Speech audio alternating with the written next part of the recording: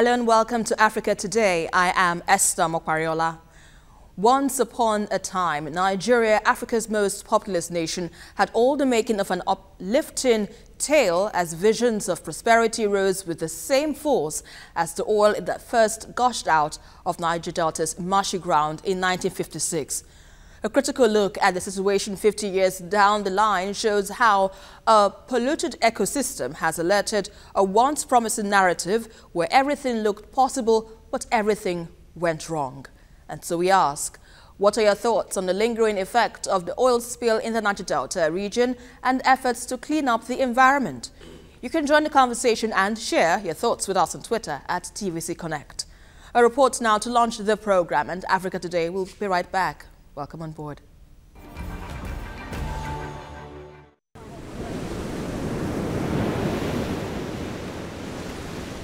In November 2013, human rights group Amnesty International issued a report which indicted oil giant Shell for alleged sharp practice in the oil-rich Niger Delta region of Nigeria. The report accused Shell of wrongly reporting the cause of oil spills and the volume of oil spilled. In other words, Shell is being accused of manipulating oil spill investigation in Nigeria. One of the cases we looked at, a community videoed an oil spill investigation unknown to Shell. And in the oil spill investigation, the cause of the spill was found to be equipment failure, so a spill that was Shell's fault. Shell changed the cause on the form a day later, unilaterally and for no reason, wrote to the community and told the community that this was because the community had harassed the Shell investigators. The problem of oil spills in Niger Delta is as old as the system itself, a story that began with the discovery of petroleum in Nigeria more than 5 decades ago. Within that time, oil has become a political asset to Nigeria, even as it remains a priceless economic commodity. Oil companies have pipelines crisscrossing the length and breadth of this region, connecting hundreds of flow stations within the major centers of production. All of this comes with a heavy price in the form of poorly maintained operational infrastructure, as well as oil companies perpetually willing to exploit for selfish gain and loopholes in the system. Amnesty International says this is where the problem lies, the confusing situation surrounding who or what is actually responsible for pipeline damage in the Niger Delta. The straight up answer is nobody knows, because the oil spill investigation process where the oil companies say so much is due to sabotage, so much is due to theft, so much is due to equipment failure, it's based on this investigation process, which clearly comes out with the wrong results. A specialist in pipelines was saying 73% of all the pipes in the Delta were overdue for replacement. And we think this is the big secret at the heart of this, that there's so much of the equipment and the infrastructure is simply old, rusted, leaking. The destructive impact of oil exploration is now a major source of concern around here. Economic gains apart, the damage being done continues to fuel a growing sentiment that oil has become a curse rather than a blessing to the people.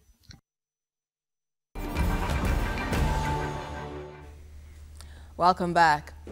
At a time when data is said to be the currency of accountability, Amnesty International launched the Decode Oil Spills project, employing the expertise of thousands of digital activists to track oil spills in the Niger Delta. Now, decades of pollution linked to the oil industry have destroyed livelihoods, undermined the people's right to clean water and food, and continue to put their health at risk. Joining me in the studio on Africa Today, I have Victor Ohai, political analyst and media consultant. Good to have you here. Thank you for having me. And on Skype, I'll be speaking with Milena Marin, Senior Innovations Campaigner, Amnesty International in London, United Kingdom. Good to have you as well, Milena. Good to be here. Thank you for having me. Right. Now let's begin with you. Walk us through this new project, this Decode Oil Spill. How does it work?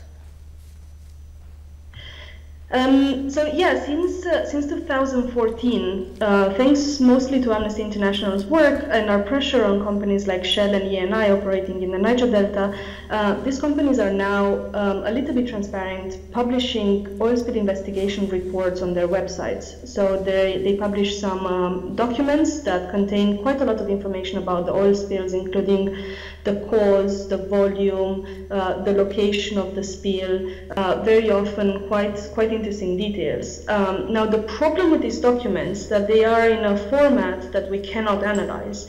They've been filled in by hand by Shell itself as a result of a joint investigation, including members of the community. And this filled-in form was scanned and uploaded on their website. And as you know, we have thousands of oil spills over time, so we have thousands of documents that are very hard for us to analyze at the moment. So what we're doing, we've created a platform, a project called Decode Oil Spills, where tens of thousands of people from around the world can help us extract meaningful information from these documents. So we will be able to corroborate and to verify the information that Shell is putting out there. Right now we have to rely on their statistics. We know from them how many spills they have a year, how they categorize the spills, for example, what cause they assign to the spills. So what we want is to be able to really extract more information from these documents, further analyze the evidence, such as images of the spill, and then verify the information that Shell is putting out. Shell and E&I both are publishing these documents, so we'll be scrutinizing their statistics and see to what extent they are reliable. And when you get this document, or the statistics as it were, what do you hope to achieve out of it? Do you tend to make the environment cleaner? What does this translate to?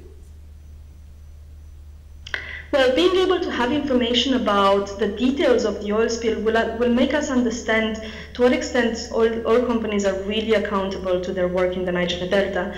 They have some legal obligations. For example, they have legal obligations to start cleaning or start investigating an oil spill 24 hours after it was reported.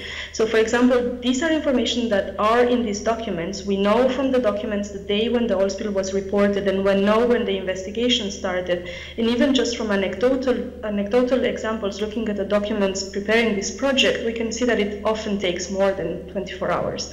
So we want to have these trends. We want to see at a large scale how long they take to start investigations.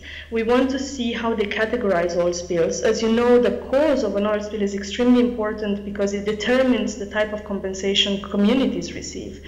So if the cause of an oil spill is their own fault, if it's operational, that means communities get compensation. So not just cleaning up the oil spill, but also compensation for the community. So it's really important for us to be able to know both examples where this happened, and we've uncovered in the past examples where Shell underestimated the amount of spilled oil, underestimated the cause.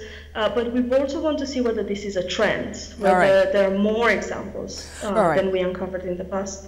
All right. Now, Victor, with what Milena have just said, what do you consider to be the major environmental issues in the Niger Delta? Because we've had reports where health is a problem, food is a problem, water contamination is a problem. What other factors would you consider as a major environmental hazard in the Niger Delta now? Well, everything you've mentioned culminates into, if you like, one thing, or, and that would be massive unemployment. Because if there's no, I mean, is a rural and agrarian community ordinarily. They don't ordinarily have the skills of the oil companies where you say, okay, they're specialists in those areas and all of that. So traditionally, until oil was discovered in the Loibiri a little over half a century ago, they were agrarian, fishermen, farmers, and all of that. And they lived their lives quietly and peacefully. And with oil came the attendant problems that go with it: land pollution, which means the creeks and the rivers became contaminated. They couldn't fish anymore. The land, with all the spillage and all of that, meant they couldn't farm anymore. And then it meant that the young people were virtually unemployed and, if you like, unemployable, because they had nothing to do. Even the means of livelihood, they also affected that, because it means the parents can no longer have enough money to send their children to send their children to school, to get a better education, to be able to do other things. So it culminates into unemployment, and unemployment leads to restiveness and all that. But very importantly, and this is really critical, the health factor is a major issue there as well. I was researching and I found that about the carcinogen benzene level, yes, in the water is over 900 times, and this causes cancer. It's very unhealthy. Yes, it's killing us. The water is undrinkable. The boreholes you don't have potable water there. I mean, and there's no, and don't forget that there are no proper roads leading to these are just creeks and little islands here and there. So it makes life really, really, I mean, it's so unfair. And frustrating. What's supposed to be a blessing has become indeed a curse for these communities. We will get more discussions on this very topic. You're watching Africa Today, and we have been looking at the lingering effects of oil spill in the Niger Delta and efforts to clean up the environment. Now, according to this 2006 report assembled by an independent team of experts, up to 13 million barrels of oil have spilled in the Niger Delta ecosystem over the past 50 years. The Nigerian government documented more than 6,800 spills between 1976 and 2001. That's about one spill per day for 25 years. Even though analysts believe the real number may be 10 times higher. Well, million per day for 25 years, even though analysts believe the real number may be 10 times higher. Well, Milena is still with me right now from United Kingdom, and she is still on Skype. Milena, with this oil spill project, the Decode Oil Spill, and what the federal government that's talking about the Vice President, Yemi Osinbajo, having to have launched the cleanup in the Niger Delta about 10 months ago. How do you correlate the two? Do you think much has been done in terms of the cleanup in the Niger Delta, and of course what the project is trying to do? That's the Decode Oil Spill now. Well, it's our position that it's not enough what has been done in the Niger Delta, and both the government and oil companies have to continue to improve their efforts to clean up properly the spills. I think it's been documented that the technique that is used to clean oil spills is not adequate, and they have to increase their standards and they have to do better. The number of oil spills, it's not decreasing dramatically, so there's definitely much more effort that both companies and governments have to put into this. So I think with this project, what we're doing by involving so many people into looking at oil spills investigation documents is really raise awareness on the scale of the problem and building a little bit more empathy as well. People from around the world will be investigators. They will be reading these documents. They will be understanding very deeply what is happening in the Niger Delta. So we hope as well, having so many ears and so many eyes on them will increase the pressure, and government and all companies will do more. And the situation really isn't really palatable, because right before now, Victor Ohai was giving us statistics on what he thinks the people in the Niger Delta really are facing. But if we were to look at it in clear terms, Shell and other companies indicted to, cause the spill in the Niger Delta do not seem to own up, even though there have been court cases in 2015 that awarded them a fine to pay a community some amount of money for the cleanup of that community, but nothing seems to have been done in that area. How can we get this companies who are culpable now for perpetrating or for causing this oil spill to, live up to the responsibility of ensuring that the environment is really well habitable for the people there? I think we have to keep putting a lot of pressure on them, and the pressure has to come from many sides. We're doing high quality research in the Niger Delta. We're trying to get the facts right, to understand the problems really deeply, both by doing in-depth interviews with victims. We are going in the communities and talking to people and trying to understand how they are affected, working with them to monitoring what's happening. But as well as we're doing now with the Decoders project, we're involving many other people to try to see the scale in a different light that we've seen so far, extracting all this information from documents that are already available but are not really used so far, And also, as you said, with legal cases. So I think we have to keep finding those situations, those communities that need compensation, that deserve compensation, where they have been extremely wronged. As you said, their livelihoods have been destroyed by the pollution and by the deterioration of the environment as a result of oil spills. So I think we have to apply pressure from many sides. We have to apply pressure through the government as well, through international community, and just keep up the work. Working with local communities as well is essential for us to understand the problem. And how long do you think it would take for the cleanup of this magnitude to be, done in a space of, in a short period, aside from the 30 years that has been, stated in the UNEP report? Well, that is really hard to say. Honestly, I think we need to understand, as I said, the scale of the effort and keep putting pressure on them. Legal pressure, I think, is extremely useful when they have court mandates to clean up, and when we have local supervision, and when we can work with governments and local communities to enforce that. I think that helps. Time is really hard to estimate. All right, let's leave it at that and hope that with time the Niger Delta will heal and with the right implementations in place. Thanks a lot, Milena Marine, Senior Innovation Campaigner, Amnesty International. We appreciate your analysis on Africa Today. Thank you so much for having me. Now let's wrap up the show, Victor. These problems indeed are quite severe, but if we were to look at it now, the modalities involved for the cleanup of the oil spill in the Niger Delta, it's really a long time. Do you think the people have the patience to wait? Because right now there are reports that even the cleanup hasn't even begun 10 months down the line since it was implemented, by the Vice President Yemi Osinbajo. What would you have to say about this?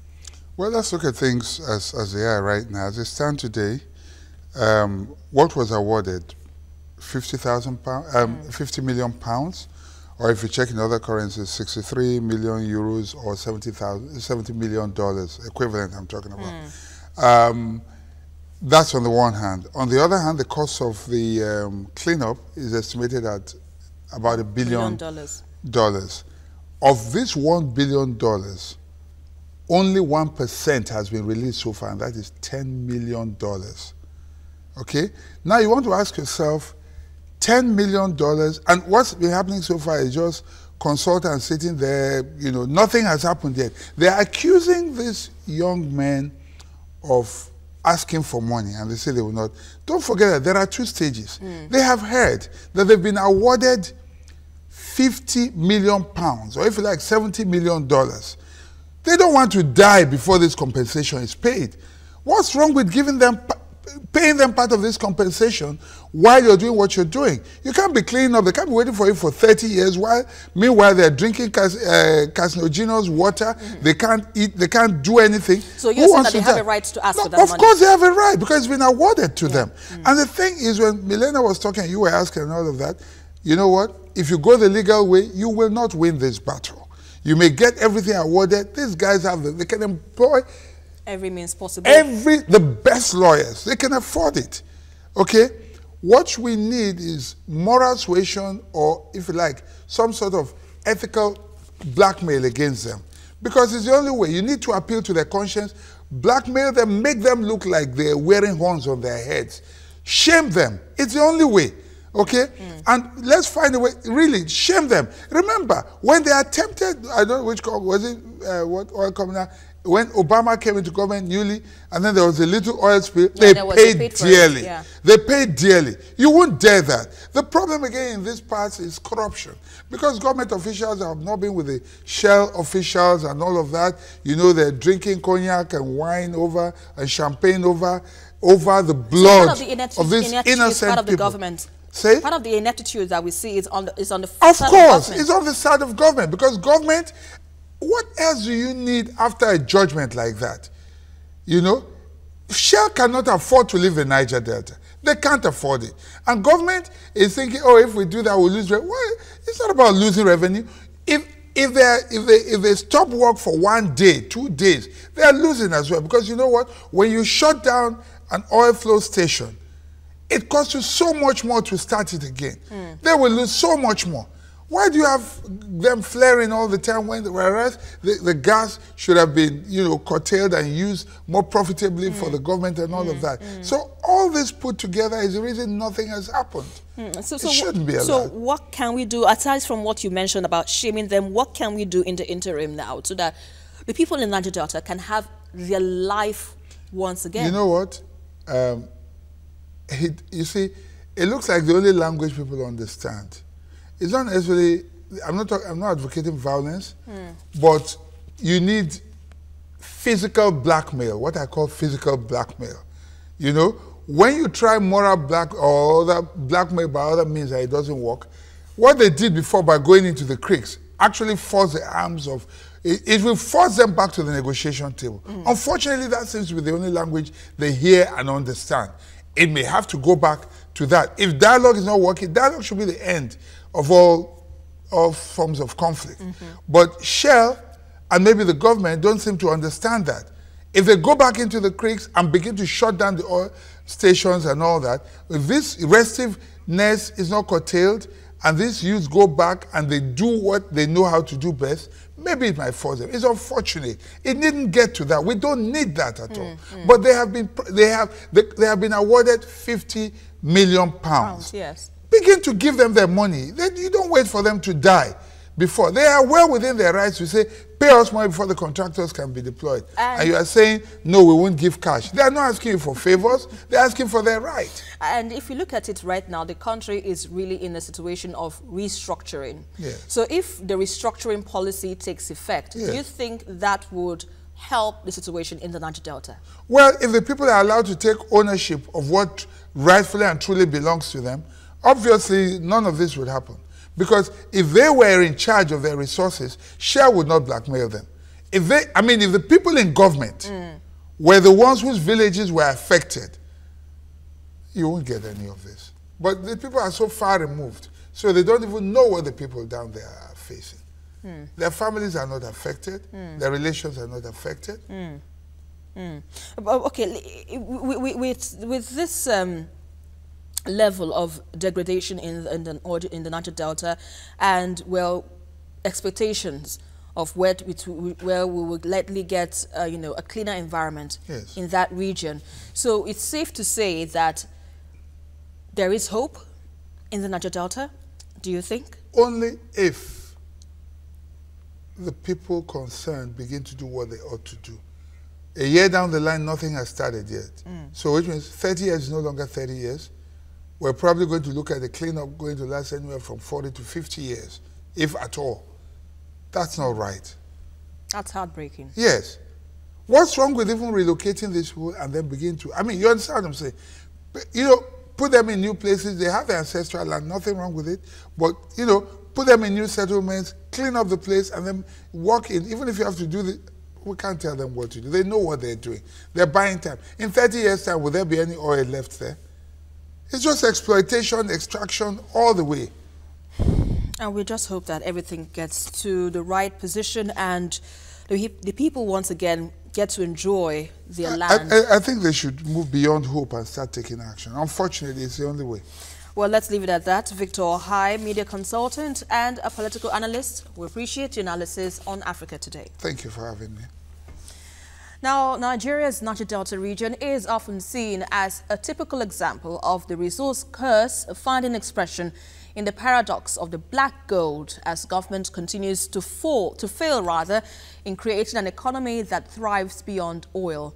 This comes in a wake-up call for Africa, where nations must evolve from the level of abundant resources to efficient resourcefulness, ensuring that prosperity gets an opportunity to eventually put smiles on the face of prosperity.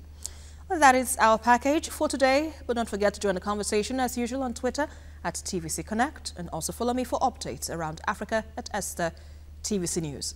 Until the next one, I am Esther Makwariola, and always remember, this is Africa. Bye for now.